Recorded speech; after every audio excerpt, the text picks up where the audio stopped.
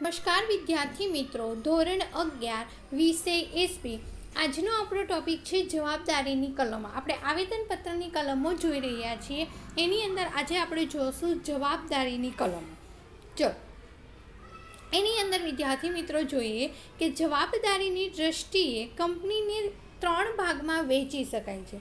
કયા કયા? તો પહેલું કીધું શેર મૂડી દ્વારા મર્યાદિત કંપની, બીજું કીધું બાહ્યધરી દ્વારા મર્યાદિત કંપની, અને ત્રીજું કીધું અમર્યાદિત જવાબદારીવાળી કંપની. બધી કંપનીઓની આપણે માહિતી આપી, પણ એના ગુણ પ્રમાણે થોડું એની અંદર ડિફરન્ટ જોવા મળે છે. શું છે જોઈએ તો શેર મૂડી દ્વારા મર્યાદિત કંપની એટલે કંપની પાસે શેર મૂડી તો છે, પણ એ કંપની મર્યાદિત છે. કેવી રીતના જોવો? શેર મૂડી દ્વારા મર્યાદિત કંપનીમાં તેના સભ્યોની જવાબદારી મર્યાદિત હોય છે તેમ આવેદનપત્રમાં બતાવવું પડે છે. શેર દ્વારા મર્યાદિત કંપનીમાં સભ્યોને તેમણે લીધેલા શેરની દાર્શનિક કિંમતથી વધુ ચૂકવણી કરવા માટે કહી શકાય નહીં. એટલે એવું કીધું છે કે મેં જો 10 રૂપિયાનો શેર લીધેલો હોય તો મારી જવાબદારી 10 રૂપિયા પૂરતી જ ઊભી થાય છે, કોઈ વધારે જવાબદારી ઊભી થઈ શકે નહીં. પછી કોઈ કંપની મને કોઈ એક્સ્ટ્રા 2 રૂપિયાની જવાબદારી આપે તો હું ન સ્વીકારું. કેમ? કારણ કે મર્યાદિત કંપનીની અંદર છું, એટલે જેટલી મારી ઉપર જવાબદારી છે એટલાનો જ હું સ્વીકાર કરું. બીજું કીધું છે બાહ્યધરી દ્વારા મર્યાદિત. બાહ્યધરી એટલે આપણે કોઈ ચોક્કસ ગેરંટી આપી, કોઈ ચોક્કસ આપણે પ્રાયોરિટી આપી, એને કહેવાય બાહ્યધરી દ્વારા મર્યાદિત કંપની. તો એને શું કીધું છે જુઓ કે બાહ્યધરી દ્વારા મર્યાદિત કંપનીમાં સભ્યોની જવાબદારી તેમણે આપેલી બાહ્યધરી પૂરતી મર્યાદિત હોય છે. મેં એવું કીધું હોય કે ભાઈ તને 10,000 રૂપિયાનું નુકસાન થશે તો એ નુકસાનની ભરપાઈ હું કરીશ, તો મારી બાહ્યધરી 10,000 પૂરતી ઊભી થાય છે. કમ્પ્લેટ. આગળ, એકલ વ્યક્તિની કંપનીમાં તેનું મૃત્યુ થતાં તેની જગ્યાએ કોણ સભ્ય થશે તેનું નામ દર્શાવવામાં આવે છે. કારણ કે એકલ વ્યક્તિ હોય એટલે કંપનીનો વહીવટ એક જ વ્યક્તિ કરતો હોય, તો હવે એની જગ્યાએ કયો વ્યક્તિ આવશે એ નામ દર્શાવવું જરૂરી છે. ચલો, ત્યાર પછી આગળ આવે છે મૂડીની કલમ. જોઈએ એની અંદર શું કીધું. મર્યાદિત કંપનીમાં મૂડીની કલમ ફરજિયાત છે. જ્યાં કંપનીની મર્યાદા ઊભી થાય ત્યાં મૂડીની કલમ ફરજિયાત છે. શેર મૂડીથી મર્યાદિત કંપનીમાં શેર મૂડીની રકમ અને તે કેટલા શેરમાં વહેંચાયેલી છે તે શેરની કેટલી રકમ છે તે બતાવવી પડે છે.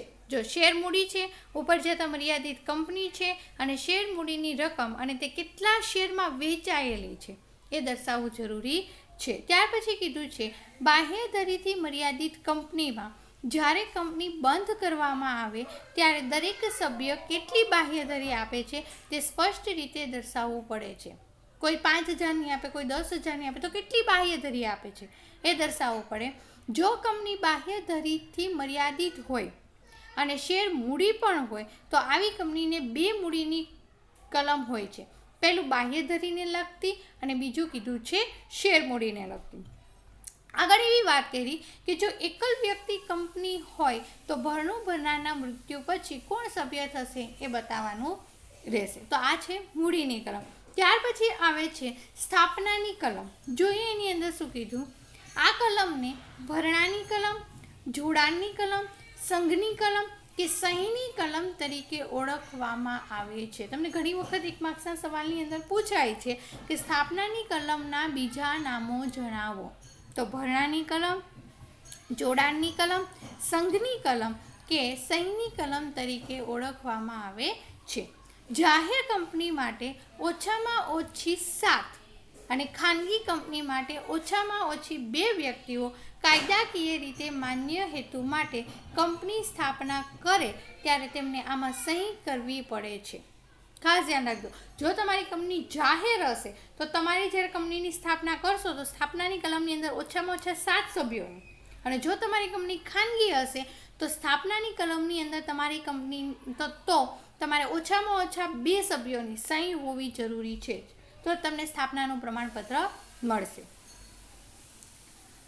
અને જ્યારે એક જ વ્યક્તિ દ્વારા સ્થાપના કરવામાં આવે ત્યારે તેને એકલ વ્યક્તિ કંપની તરીકે ઓળખવામાં આવે છે.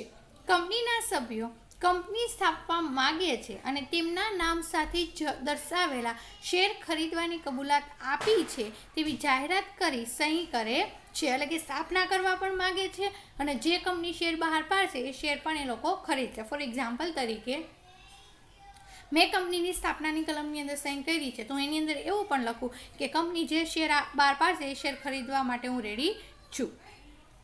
સહી કરનાર સભ્યોના નામ, સરનામા, વ્યવસાયની વિગતો દર્શાવવામાં આવે છે. આ વ્યક્તિઓએ સાક્ષીની હાજરીમાં સહી કરી છે તેમ દર્શાવવામાં આવે છે. એટલે બધું નામ ને સરનામું, વ્યવસાય શું કરે, બધી ટોટલી વિગતો લેવાની હોય છે અને સાક્ષીની હાજરીમાં સહી કરવાની હોય છે.